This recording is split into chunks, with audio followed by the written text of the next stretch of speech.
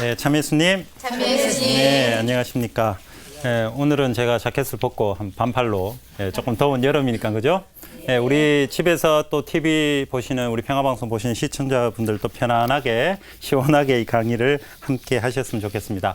우리가 참 무거운 주제를 지금 하고 있어요. 묵시문학이라는 것. 예, 묵시문학이 뭘까? 우리 지난 시간에 묵시문학이 어디서 어떻게 태동이 되었는가? 어떤 상황에서 묵시문학이 등장을 하게 됐는가를 배웠습니다. 크게 두 어떤 이 근원이 있었던 게 예언자, 예언서부터 그리고 지혜문학에서부터 다 이 시대를 어떻게 하나님 뜻에 따라 살아갈 것인지에 대한 신학적 고민 그리고 사색들이 이렇게 뭐 책으로 이렇게 글로 나타난 것이 바로 그 묵시문학이다라고 우리가 그렇게 봤습니다. 오늘은 그 묵시문학들이 어떤 것들이 있는가? 지난 시간에 잠시 들어갔다가 시간 관계상 조금 이렇게 다 보지 못한 것이 바로 묵시문학적 그 작품들이 어떤 것이 있는가를 우리가 지금부터 한번 봐야 되는데요. 크게 우리 기원전 몇 세기부터 기원 후 몇 세기까지? 2세기부터 2세기까지 외우기 쉽잖아요. 2세기, 2세기죠. 예, 그래서 400년에 걸쳐서 등장한 것이 묵시문학적 작품들이다. 예, 그래서 기원전 2세기부터 우리가 2세기부터 등장한 기원전에 등장한 작품들이 어떤 것이 있었느냐? 지난 시간에 봤던 희년서, 그다음에 또 뭐, 에녹일서, 솔로몬 시편. 예, 뭐 왜 이렇게 다 외우고 계셔요? 예, 되게 신기합니다, 그죠? 예, 아유, 예. 희년서, 에녹일서, 그 다음에 솔로몬의 시편, 꿈난 공동체의 작품들, 다마스의 문헌, 뭐 전쟁의 규칙, 공동체의 규칙, 이 꿈난 문헌이 그렇게 있었습니다. 이것이 기원전에 이렇게 형성됐던 작품들인데, 희년서 같은 경우에는 창세기의 이야기들을 재각색을 한다. 그리고 동시에 그 모세 시나이산에서 계시받았던 그 내용도 거기 첨가되어 있고, 동시에 히브리 족장들의 어떤 그 성조들의 어떤 탁월함, 예, 그분들이 어떤 신으로부터, 하느님으로부터 계시를 받는 어떤 탁월성이 이 희년서에 등장하고 있고요. 그리고 희년을 지키지 않는 이스라엘 민족의 어떤 이 죄악성과 또 이스라엘 민족의 회개, 희년이 무엇입니까? 희년이라는 것은 왜 일정한 기간 지나면 왜 이렇게 서로 나누고 서로 빚도 탕감해주고 그죠? 이스라엘 민족이 아주 좋은 그런 전통이죠. 네. 근데 실제로는 제대로 안 지켜졌답니다. 네, 실제로는. 그러나 그런 정신으로 살겠다라는 것이 있었던 것만으로도 우리 아주 좋은 어떤 전통인데 이 희년서, 그러니까 이스라엘 백성이 그 희년을 지켜내지 않는 것에 대한 죄악성 또 이렇게 희년서에 다루면서 자, 우리가 묵시문학 특징 보셨죠? 이 천상 것은 좀 좋은 것, 지상 것은 약간 조금 나쁜 것. 지상의 이스라엘 백성이 제대로 못 산다는 거죠. 회개해야 된다는 것이죠. 회개하는데 이 천상에 더 가까운 이 존재들이 히브리 족장들이 성조들이랬단 말이죠. 그래서 이 천상의 어떤 좋은 것들, 그런 것들 다루면서 희년서의 내용이 그렇게 또 이루어져 있습니다. 에녹일서는 이 안에 주간 묵시록, 그리고 동물들의 이야기, 동물 묵시록, 뭐 이솝우화 같은 그런 어떤 내용이 들어서 동물 묵시록이라고 하고 주간 묵시록이라고 또 에녹일서를 그렇게 이야기합니다. 여기 에녹일서는 총 5권의 책으로 구성되어 있는데 에녹이라는 인물이 지상에서 하늘로 승천하는 그 장면, 우리는 구약에서 우리 알 수 있습니다. 그죠? 그 장면을 중심으로 해서 에녹이라는 인물의 어떤 천상에서의 어떤 그런 모습들을 창세기 우리가 있는 내용을 더 연결해서, 그죠? 연결해서 에녹의 인물, 천상에서 어떻게 막 하고 있다라는 내용들이 등장하고 있습니다. 그리고 천상에서 그렇게 천상 여행이 있는데 지상은 어떻게 했어요? 다시 묵시문학적인 작품의 특징이 지상은 나쁜 것이다. 지상의 악들이 이런 것이 있다. 그 지상의 악에 대해서 많은 이야기를 합니다. 동시에 여기서 에녹일서에 사람의 아들이라는 호칭이 등장을 합니다. 우리 사람의 아들은 누구? 바로 예수 그리스도가 아니라 우리 유다 전통 안에서 사람의 아들이라는 것은 메시아로서요. 우리가 다니엘서 7장에 보면 사람의 아들이 구체적으로 등장합니다. 그죠? 구름, 그죠? 마르코복음 13장에도 바로 연결하고. 그래서 예수님을 우리가 연결하는 것은 이렇게 구약에서, 묵시문학에서 등장했던 사람의 아들, 곧 메시아가 바로 예수님이다라는 우리 그리스도인의 신앙 고백이죠. 근데 유다인들이, 예수님 믿지 않는 유다인들이 사람의 아들이라고 했을 때, 사람의 아들 예수님입니다. 그러면 유다 좀 싫어하겠죠. 그러니까 예수님은 유다 전통 안에서 계속 기다려져 온 메시아시다라는 것이 우리의 그리스도인의 신앙 고백입니다. 예. 예수 그리스도가 메시아의 기름 부음 받은 자, 우리 신앙 고백이 이미 예수 그리스도라는 그 이름 안에 들어가 있다는 것을 우리가 알았으면 좋겠습니다. 자, 그 다음에 솔로몬의 시편. 이 시편은 시로 이렇게 하면서 이것도 천상에서 오는 메시아의 어떤 도래에 대해서 많은 시들이 그렇게 이야기하고 있습니다. 그 다음에 12부족장의 유언, 12부족장의 유언. 예, 야곱의 아들로부터는 12그 부족장의 어떤 유언, 이것이 뭐냐? 어떻게 살아요? 현실은 어떻게 안 좋고 나쁘고 잘못됐으니까 이렇게 살아요. 뭐 천상의 뜻에 따라서 그런 어떤 내용들이 우리가 여기서 볼 수 있겠고요. 자, 마지막으로 김원전 2세기에 보는 꿈랑 공동체 작품에 다마스의 문헌, 공동체의 규칙, 전쟁의 규칙이라는 이런 꿈랑 문헌들 안에 내용들이 아주 묵시문학적인 내용들이 많이 있습니다. 그런 이 규칙들이 이게 뭐냐? 공동체 규칙이든 전쟁 규칙이든 그 책 안에 들어간 내용이 뭐냐면 이 메시아 시대를 기다리면서 이 현실과는 약간 좀 거리감이 있는, 이 지상생활과는 약간 거리감이 있는, 그래서 천상의 삶을, 메시아 시대에 도래할 그 삶을 미리 이렇게 준비하는 마음가짐을 가질 수 있도록 그렇게 이끌어주는 책들이다. 그러니까 현실적인 어떤 내용이 약간 조금 멀어지죠, 그죠? 예, 사실 꿈랑 공동체 같은 경우는 우리가 한번 제대로 한번 봐야 되는 것이, 예, 우리 대구교구의 우리 송창현 신부님이라고 우리 꿈랑 그 문헌에 대해서 전공하고 오신 우리 신부님 계셔요. 그분이 더 전공자시니까 더 잘 아시겠지만 우리가 그냥 한번 더 이렇게 크게 한번 꿈란이 어떤 공동체인가를 한번 바라보자면 이것이 참 묵시 문학과 뗄래야 뗄 수 없는 그런 구체적인 실천적인 삶을 살았던 공동체이기 때문에 한번 살펴볼 필요성이 있습니다. 우리 꿈란은 사해, 이스라엘에 보면 이렇게 갈릴리 호수가 있고 요르단강이 흘러서 사해 하면 떠오르는 것이 네? 머드팩이 또 예, 대단하십니다. 예, 머드팩이 떠오르신데 저도 사해 한 성지순례를 한번 갔었는데 가니까 그 사해 저는 제일 머릿속에 떠올랐던 게 꿈랑 공동체인데 그 가니까 우리 이제 신자분들하고 같이 갔습니다. 가니까 신자분들이 머드팩과 그 이 물에 뜨는 거 정말 뜰까? 정말 떠요. 신기해 죽겠어요. 물에 뜨면서 저도 꿈라는 잊어버리고 이제 물에 뜨는 이렇게 쪽으로 좀 많이 관심이 많았는데, 예, 그런데 거기 가면 이제 꿈랑 공동체를 이렇게 보게 됩니다. 와, 너무 이 가슴이 떨렸어요.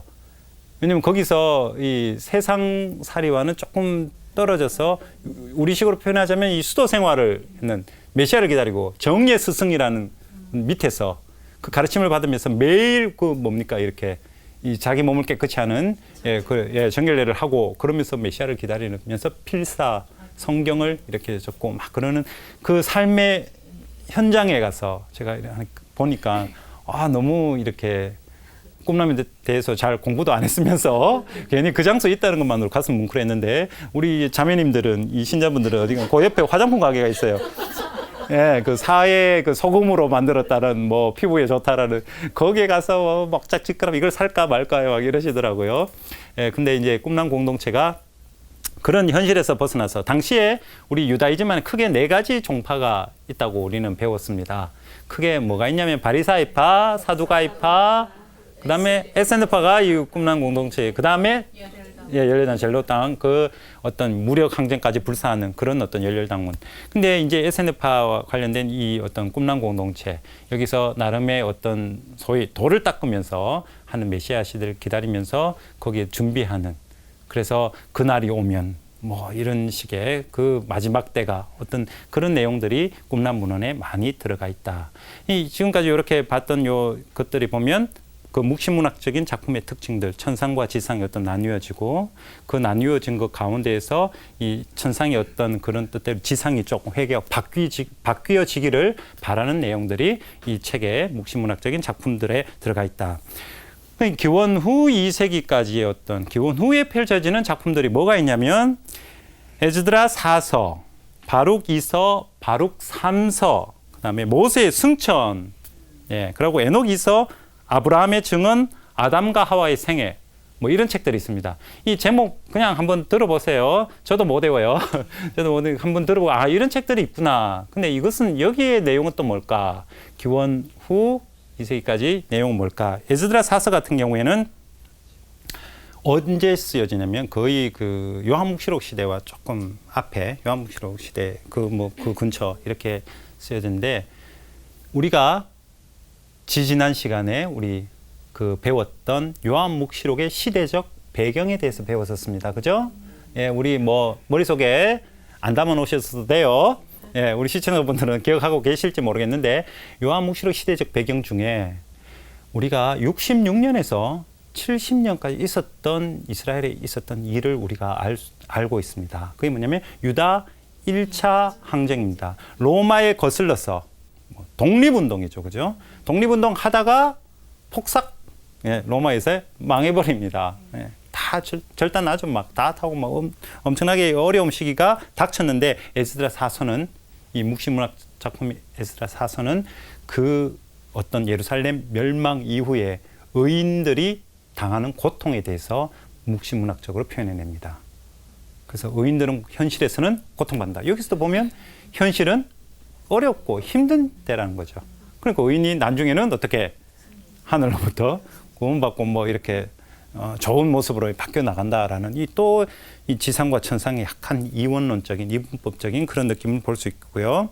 예, 아브라함의 묵시록 같은 경우에는 아브라함에게 하느님의 심판에 대한 계시가 예, 아브라함에게 나는 심판을 앞으로 이렇게 할 것이다 저렇게 할 것이다 라는 심판의 내용이 예, 전해집니다.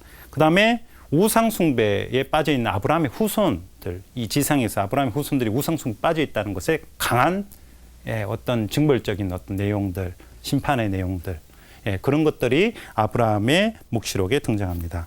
바룩 2서, 바룩 3서 이 마찬가지로 예루살렘 멸망 후에 바룩 2서 같은 경우에는 천상 예루살렘의 도래 이 지상은 이제 엉망됐고 힘드니까 천상에서 뭐가 내려와서 천상 예루살렘 이거 요한묵시록에 있죠. 우리 21장에 가보면 천상 예루살렘 그 요한묵시록을 자꾸 이렇게 보다 보면요 다 이렇게 다른 작품들과 다 이렇게 연결되어 있어요. 그래서 요한묵시록의 저자가 물론 한 분은 아니십니다만은 요한묵시록의 학파라고 제가 말씀드렸습니다.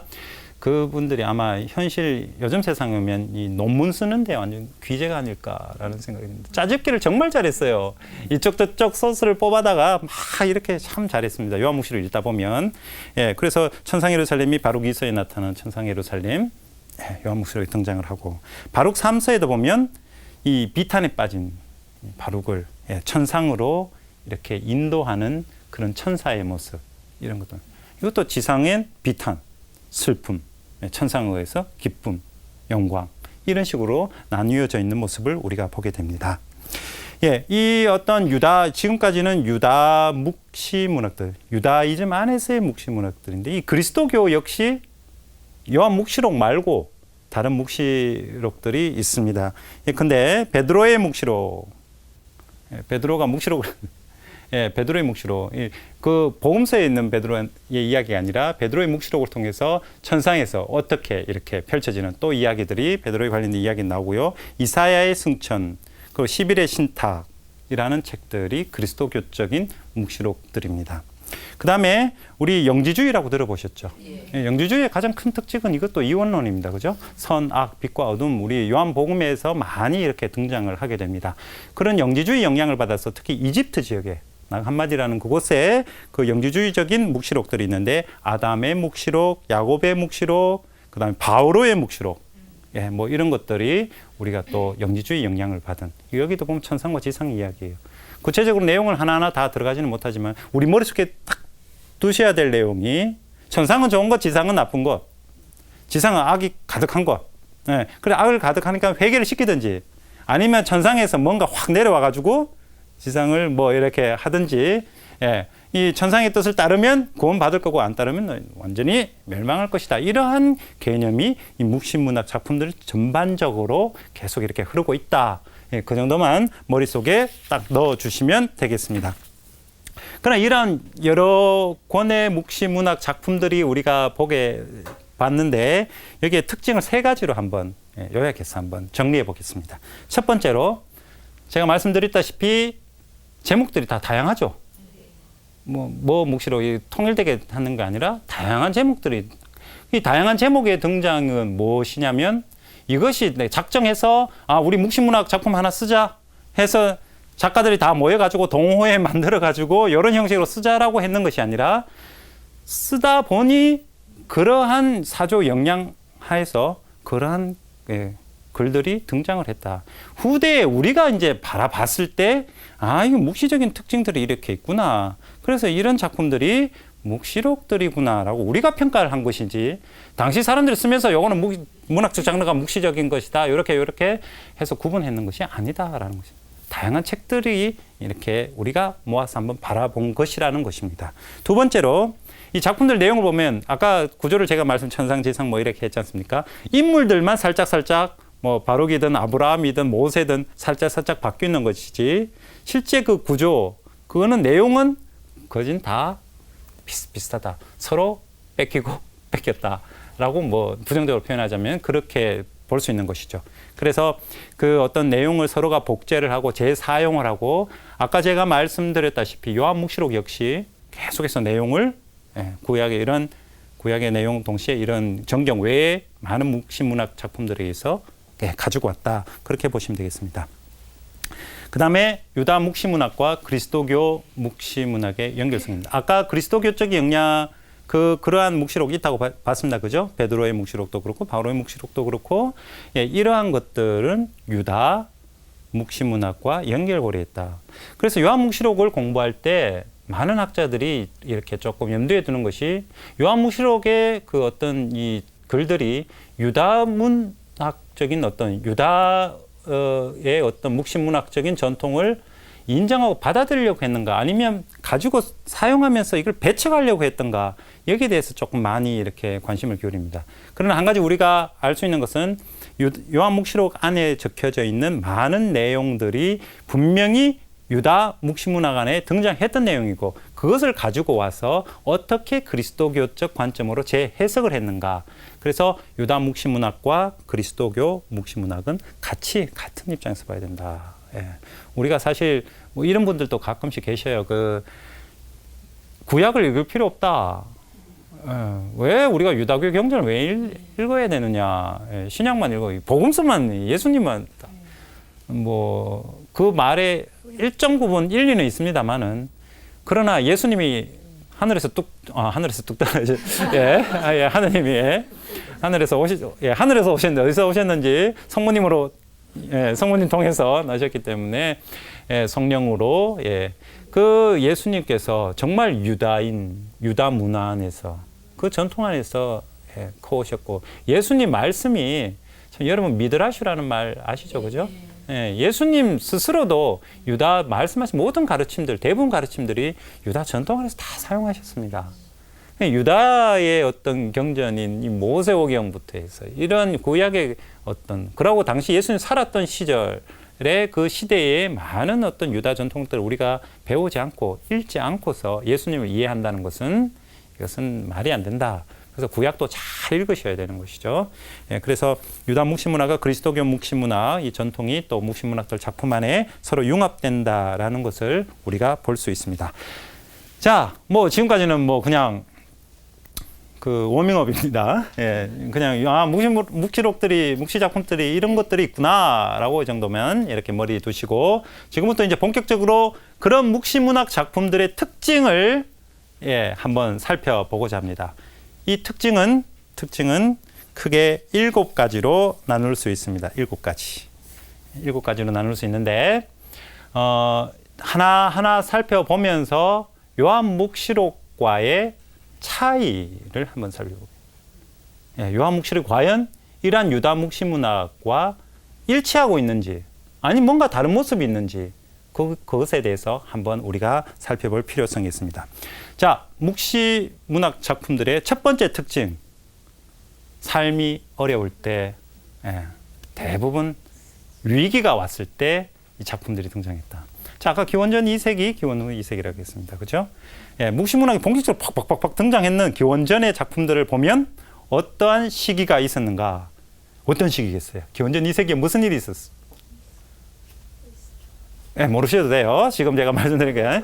예, 무슨 일이 있었냐면, 혹시 안티오쿠스 에피파누스라고 이름 들어보셨습니까? 시리아의 왕이죠, 그죠? 그리스 제국이 알렉산더 대왕이 죽고 두 왕국으로 나눠버립니다. 예, 이집트 중심으로, 그리고 그 시리아 중심으로, 그죠?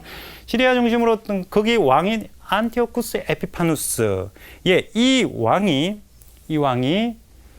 어떻게 하느냐? 우리 제2성전이 뭡니까? 유배 이후에 예, 새롭게 이렇게 지으려고 했던 그 성전. 거기다가 막 그리스 문화를 막, 죄송합니다, 이 표현, 떡칠을 합니다. 그죠? 막 장식을 막 그렇게 하고 동시에 그리스 종교적인까지 강요를 하기 시작합니다. 예, 강요를 기원전 2세기에. 그럼 어떻게? 자, 우리식으로 바꾸면 일제시대 때, 예, 우리도 뭐 조상신도 있고 뭐 다 믿고 있는데 갑자기 신사참배를 강요를 하거나 황제의 숭배, 똑같은 상황이란 말이죠. 어떤 의미에서. 그걸 강요해서 기분 나빠요, 좋아요? 예, 저는 일제시대 때 안 살아봐가지고 잘 모르겠어요. 하여간 그것은 그 문화를 아주 그냥 거부하고 무시하는 거죠, 그죠? 예, 열받죠?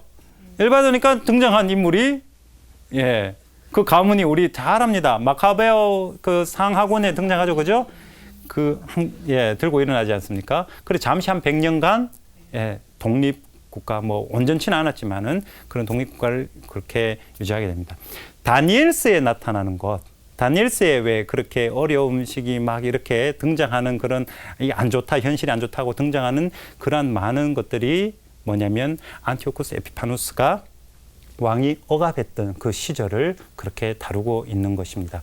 유다 묵시문학 기원전 2세기부터 등장하는 묵시문학의 이 자리가 지금 현실의 자리가 어렵고 힘들고 악이다라는 것은 대부분 안티오쿠스 에피파누스 그 왕의 어떠한 그 어려움, 그리고 그 항쟁을 하고 들고 일어나는 마카베오가의 그 어떠한 어려운 시기, 그것을 상징적으로, 표징적으로 그렇게 묘사하고 있는 것입니다.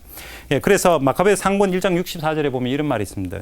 크나큰 진노가 이스라엘 위에 내린 것이다. 이 진노, 크나큰 진노, 종교적인, 문화적인 말살 이런 것들에 대한, 예, 그리스 문화를 강요하는 것에 대한 그것을 큰 진노로 그렇게 표현하고 있는 것입니다.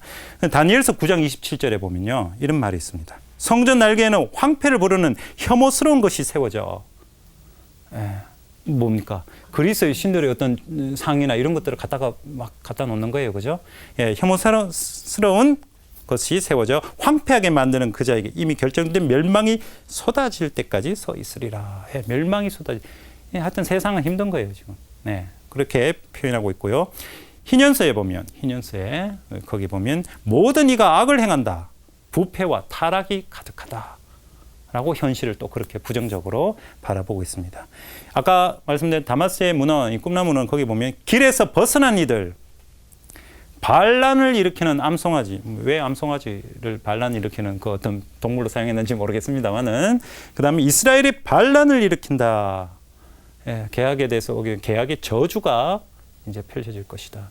완전 다 뭔가 이렇게 부정적으로 그냥 무신문학 자꾸 이걸 쳐다보고 있으면요, 세상이 참 다 세상 꼬라지가 참 힘들다 이런 생각이 많이 듭니다.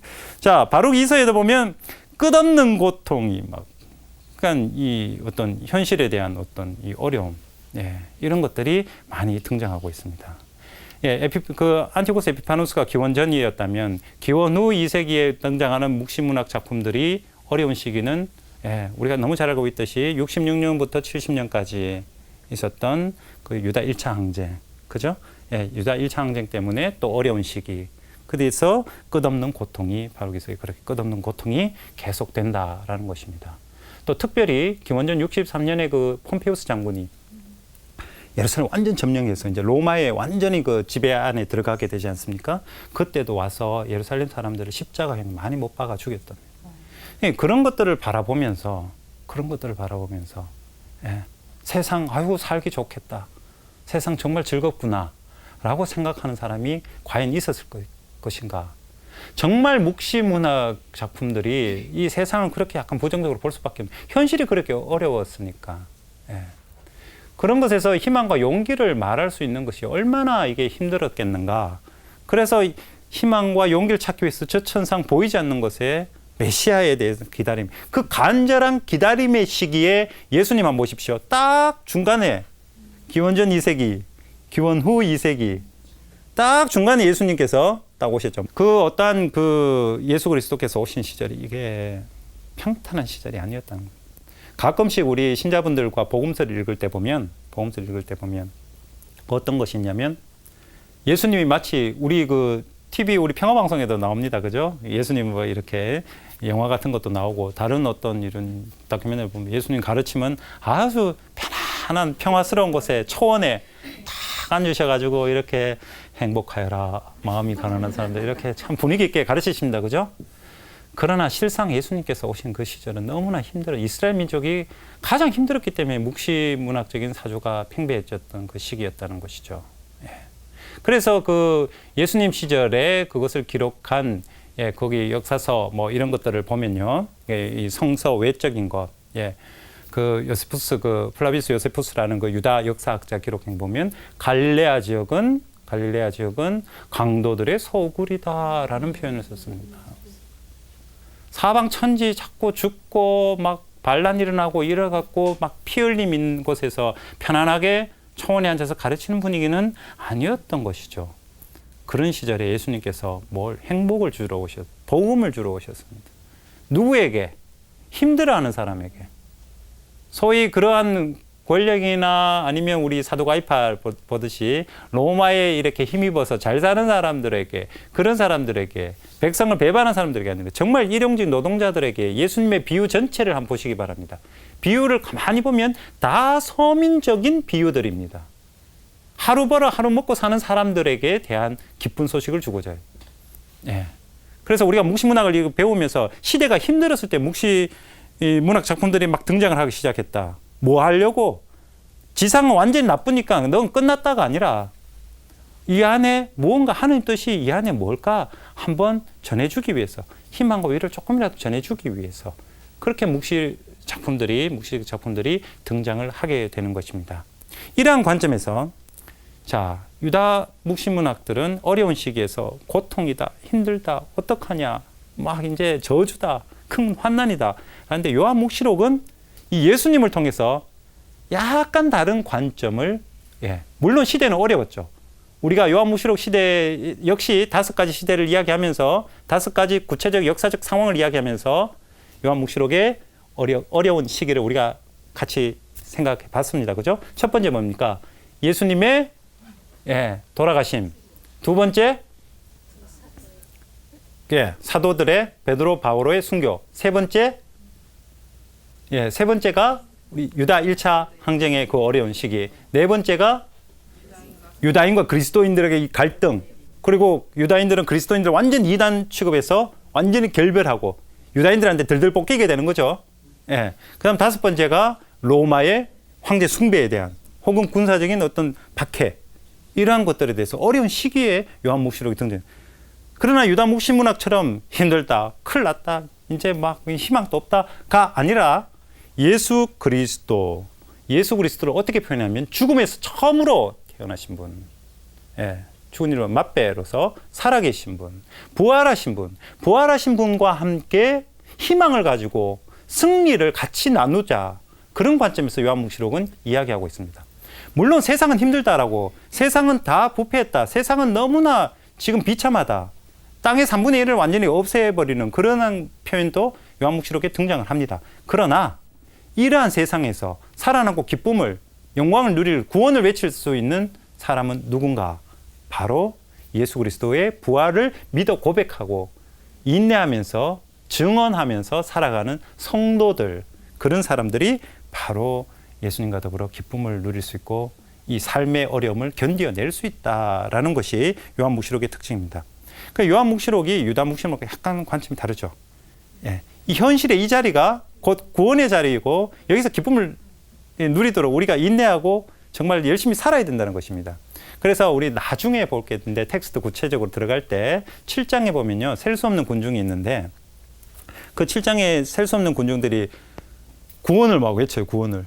하느님 어제 앞에서 어린 양 앞에서 구원을 외칩니다. 근데 이 사람들이 뭐 하는 사람인가? 원로가 무슨 어디서 왔는데 그러니까 요한이 그럼 원로 당신께서 더 잘 아시지 않습니까? 당신이 말씀해 보십시오. 그러니까 저 사람들은 큰 환난을 겪고 온 사람이다. 예, 겪고 왔다기보다는 겪고 있는 중의 사람입니다. 거기 현재 분사로 사용됐기 때문에 말마디가 지금 환난 속에 환난을 겪고 있는데 거기서 자기 겉옷을 어린 양의 피 안에서 빱니다. 이게 뭐냐? 어린 양의 고통 안에 함께 지금 그 환난을 겪고 있는 중이에요. 겪고 있어요. 이 겪고 있는 사람이 구원을 외치는 거예요. 왜? 나는 예수님의 부활을 믿고 예수님께 온전한 의지를 하고 신뢰를 그분께 두기 때문에 이 세상의 어떤 어려움은 나에게는 그렇게 큰 어려움이 아니다라고 스스로 생각하고 믿음 안에서 정말 큰 용기를 가지는 것이죠. 예. 그래서 이 부분에 대해서 우리가 위기의 시대에 묵시문학이 등장해서 이 위기를 위기로만 보는 것이 아니라 요한묵시록은 약간 다른 관점에서 이 위기를 오히려 기회로 보는, 예수 그리스도를 따르는 기회로 보는 그런 관점을 여기서 우리에게 들려주고 있다. 요한묵시록은. 그래서 유다묵시문학과는 약간 다른 긍정적인 차원이 분명히 있다라는 것을 말씀드리고 싶습니다. 예, 그래서 이러한 관점에서 우리가 우리 현실의 모습에서 한번 저는 연결해 보고 싶은 게 있는 게, 여러분들 서점가에 가시거나 요즘 세상 모든 거 보면 뭐 많은 교육들이나 이런 거 보면 행복해지기 위해서 많은 어떤 관심이 많습니다. 그죠? 그래서 제가 책들을 이렇게 쭉 보면요. 책들을 쭉 보면 행복해지기 위해서 자꾸 나를 뭔가 바꾸는 거예요. 가꾸는 거예요. 어떻게? 어려운 것은 안 보려고 하는 거예요. 자꾸 책을 보면 긍정적이다. 너는 소중하다. 뭐 넌 대단하다. 뭐 그리고 현실에 자꾸 뭐 비판적으로 보지 말고 이거 뭐 현실은 좋은 것이다. 긍정적 사고. 그리고 어떤 경우에 요즘 유행하는 끌어당김의 법칙이라고 있어요. 좋은 거를 자꾸 생각하고 내가 심지어 어떤 거 돈까지 생각. 내한테 몇 억이 들어온다고 계속 생각하면 진실되이 생각하면 내 통장에 그 생각한 금액이 들어온다라는 그런 끌어당김의 법칙을 막 책들마다 대부분 행복해지려고. 그런데 요한묵시록의 관점은 어려운 이것이 어려움을, 고통을 직시하고 그 안에서 인내하고 용기를 가지게끔 우리를 이끌어 줍니다. 어려움을 무시하고 안 보려고 그러면요. 상처를 안 보고 그냥 냅두면 어떻게 돼요? 덮어두면 더 썩어간. 상처를 보고 똑바로 내가 정말 아프지만은 맞서야죠. 그건 강인한 용기가 필요하죠. 그래서 예수 그리스도께서 요한복음에 용기를 내어라. 내가 세상을 이겼다. 당신과 함께 세상에 맞서기를, 세상 안에서 힘겨움을 극복하기를 바라시는데 힘겨움 모르겠다. 그래서 나를 자꾸만 제가 몇 권을 한번 읽어봤는데 읽고 날 때 막 읽을 때는 제가 뭔가 된 것 같아요. 막 행복해 죽겠어요. 막 이제는 열심히 살 수 있을 것 같다. 책 딱 덮어놔놓고 하루 이틀 지나면요. 더 절망에 빠지는, 더 상실감이 도는 거예요. 왜? 현실은 안 그렇지 않습니까? 그래서 나에게 주어진 이 상황을 정말 힘겨운 상황일수록 더더욱 이 안에서 하나님께서 무엇을 말씀하시고자 하시는지, 내가 예수님께 대한 믿음이 있는지 없는지 그것을 한번 점검해 볼 수 있는 그런 구체적 기회로 한번 삼아 보시면 좋겠습니다. 이것이 묵시문학의 위기의 시대에 우리가 어떤 자세를 취해야 되는가, 그런 것이 요한묵시록이 우리에게 말해주고 있는 것이고요. 자, 두 번째 우리 특징이 뭐냐면 계시의 기록입니다. 묵시문학 작품들은 씁니다. 글로 씁니다. 자, 묵시문학이 태동하게 된 배경 중에 예언서를 우리가 말씀했습니다. 그죠? 예언문학. 예언문학의 특징은 뭐냐면, 예언자들은 뭡니까? 제가 나비라고, 나비, 날아다니는 나비가 아니라 이게 스피커입니다. 그죠? 하나님 말씀 전하는 스피커. 이게 뭡니까? 말을. 설교를 하죠. 어디 가가지고 들어라, 어느 사람들아, 하나님께서 이렇게 말씀하시니까 너희들 그렇게 살아라. 이런 식으로 말씀의 사람이 바로 예언자들입니다. 근데 묵시문학에 등장하는 사람들은 다 글이에요. 글로 쓰는 그것이 등장합니다. 그리고 글로 쓰는, 그래서 기록의 사람들이 바로 그 묵시문학을 작성한 사람들입니다. 이 예언문학과 묵시문학의 차이점이 나죠. 말씀이냐, 글이냐. 그래서 보면 에녹 1서를 보면요. 에녹 1서에 보면 에녹은 시와 비유들에 대한 글로 많이 에녹은 자기의 시를 아주 좋아했다. 이런 내용이 나오고요. 에녹은 정의로운 사람으로 하느님으로부터 오는 환시가 그에게 드러났는데 글로 이렇게 표현하는 그런 것이 등장합니다. 바룩 3서에도 보면 하느님의 명령에 대한 그 숙고한 비밀스러운 것들이 바룩에게 전해지네. 바룩이 계시를 받고 뭐 이렇게 글로 적어 놓는 거. 에스드라 4서에 보면 7개의 장면이 나타나는데 저 지극히 높으신 분이라는 표현이 등장합니다. 그분이 그 7개의 장면을 다 설명해 주는 그런 글들이 에스드라 4서에 등장합니다. 요한묵시록은 글로 쓰여져 있는 것인가에 대해서 한번, 그러면 이 묵시문학 특징들이 마을의 선포가 아니라, 선포하려고 적혀진 글이 아니라 어떻게 글로 읽혀지기 위해서 쓰여진 그런 특징이 있다면 요한묵시록도 그런가? 요한묵시록도 그렇습니까? 글로 쓰여졌죠. 1장 19절에 보면 요한에게 네가 지금 본 것을, 앞으로 볼 것을 기록하라고 그렇게 말하고 있습니다. 그죠? 기록의 임무가 분명히 요한에게 주어졌습니다. 그래서 글로 막 요한이 보는 것만 다 씁니다. 우리 그림을 여기 몇 군데 있는데 보면 요한이 큰 저기도 연필을 들고 막 쓰고 있는 그런 어떤 모습을 우리가 볼 수 있는데, 그 요한묵시록에 이 글로 쓴 것은 이런 내용이 있구나, 이렇게 있구나 라고 그렇게 읽고 이런 내용들이 뭐 종말에 펼쳐지구나 이렇게 알으라고, 신문 보듯이 보라고 적혀진 것이 아니라 요한묵시록 1장 3절 우리가 머릿속에 한번 떠올릴 필요가 있습니다. 요한묵시록 1장 3절에 뭐가 있냐? 이 말씀을 읽고 낭독하는 이와, 낭독을 하고 있어요. 낭독을. 예수께서 말씀하셨습니다 라고 이렇게 낭독을 해요. 그죠? 낭독하는 이와, 그리고 어떤 사람이 마지막에 행복하다라고 했던, 자, 말씀을 듣고 지키는 이들, 그렇죠? 그때 제가 이 구절을 말씀드리면서 벌써 예전입니다.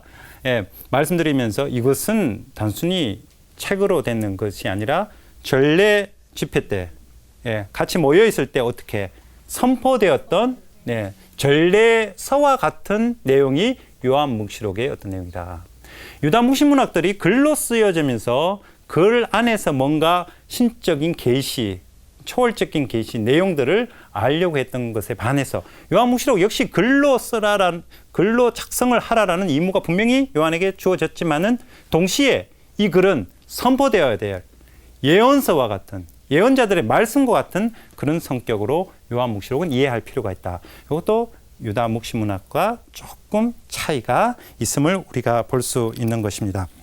그래서 이 말씀에 대한, 근데 이 말씀을 우리가 듣고 말씀을 선포를 하지 않습니까?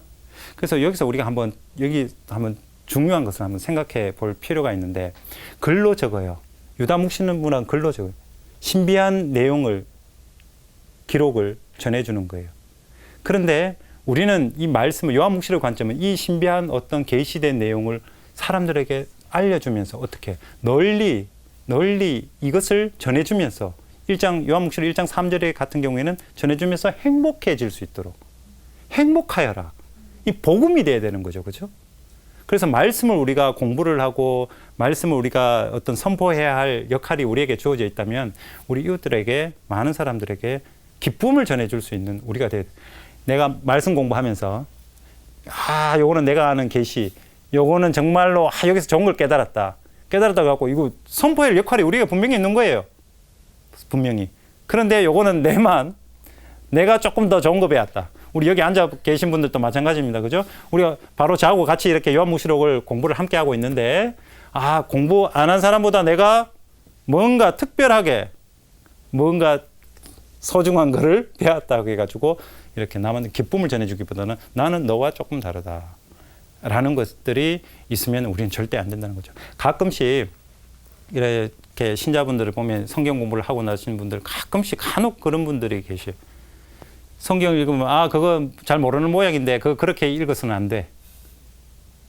왜냐면 이게 이렇기 때문에 공부해봐 그건 다 할 거야 라고 아주 이렇게 조금 자신만의 계시를 받은 것처럼 이렇게 생각하시는 분들이 있는데, 말씀은 전해져야 되는 것입니다. 말씀은 널리 읽혀져야 되고 낭독되어야 되고 선포되어야 됩니다. 그래서 우리가 아는 만큼 어떻게 하면 이것을 더 나눠줄까 고민해야 되는 것이 바로 우리들이 가져야 할 태도가 아닌가 말씀 앞에서 그런 생각도 조금 해보게 됩니다.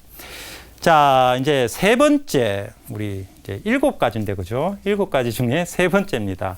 예, 뭐, 따라오실만 합니까? 네. 예, 괜찮으셔요? 네. 예, 이거 7개 다 넣으시려고 하면 머리가 용량이 우리가 또, 예, 뭐, 이제 하나하나씩 비우셔도 돼요. 그러고, 아, 이런 것이 있구나. 쉽게 좀 편안하게 우리가 좀 배웠으면 좋겠습니다. 세 번째 특징은 꼭 선견자, 환시자가 등장합니다. 유다. 예, 묵시 문학들을 보면.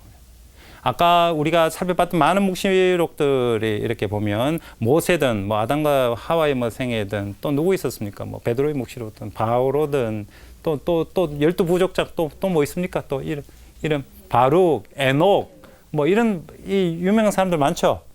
예, 이런 사람들이 그 작품 안에서 등장을 하면서 이 사람들이 뭔가 신적 계시와 이 지상의 이 악의 이 고통 속에 있는 여기에 연결고리로 중개자로 등장을 하는 그런 게 많이 있습니다. 이렇게 등장하면서 이 사람들이 실제 그 사람들이 경험하고 느꼈던 게 묵시문학에 적혀져 있는가? 그것이 아닌 것이죠. 가명을 채택했다는 이 환시자들, 이 선견자들이 실제 사람이 아니라 후대 사람이 그 사람 이름을 차용을 해서 가지고 와서 거기에다가 이렇게 이 사람이 마치 했는 것처럼 표현합니다. 가명을 채택을 합니다. 아담, 에녹, 아브라함, 모세, 엘리야, 이사야, 뭐 바룩, 뭐 다 구약 안에서 유명한 인물들이죠. 대단한 이름. 왜 이 사람 이름을 차용을 했겠습니까?